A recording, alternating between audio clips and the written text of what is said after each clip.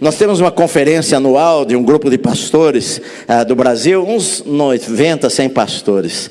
E a nossa reunião esse ano foi em Goiânia, e lá estava conosco um cineasta americano, produz filmes para Hollywood, produz coisas para igrejas, enfim.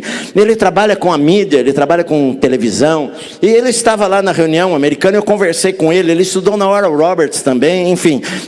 Eu conversei com ele no ônibus. Nós tínhamos algumas coisas em comum, conhecíamos algumas igrejas nos Estados Unidos em comum, enfim. Conversamos bastante. E ele contou lá na nossa reunião uma história. Ele filma pelo mundo inteiro. E ele contou o seguinte, que ele descobriu, ele ficava ouvindo falar de um pastor na África, o pastor que mais ganhou vidas para Cristo na África, que prega pela África toda, levando milhares de pessoas a Jesus. E ele falou: eu preciso entrevistar esse pastor aí. Então ele reuniu a equipe dele, voaram, marcaram com a secretária, voaram para a África, chegaram lá, ele contando para nós, ele colocou uma cadeira, montaram um estúdio, colocou uma cadeira, colocou o pastor sentado na frente dele, sentou e falou: vamos entrevistar esse pastor para fazermos um documentário sobre isso daí.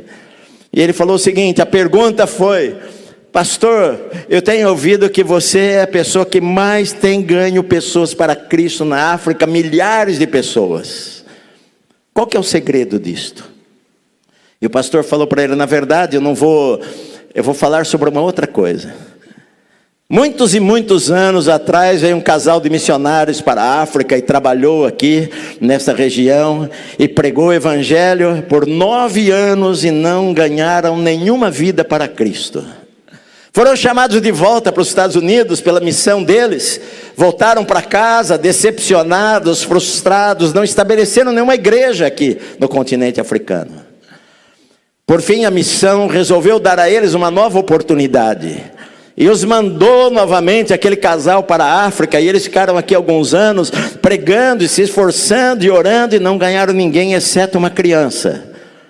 A missão os chamou de volta para a África, falando que não dava, entendiam que não era aquele o ministério deles, e os chamaram de volta para os Estados Unidos, e eles voltaram para casa frustrados, tristes. E na despedida, quando eles pegaram o navio, somente aquela criança estava lá para dar adeus para eles. E o pastor falou: e aquela criança era eu. Porque às vezes nós pensamos que fazer coisas para Deus é fazer coisas grandiosas. E às vezes o nosso chamado é para falar para uma criança de Cristo, e aquela criança vai ser talvez o maior pregador que já houve na história da humanidade, depois dos apóstolos talvez.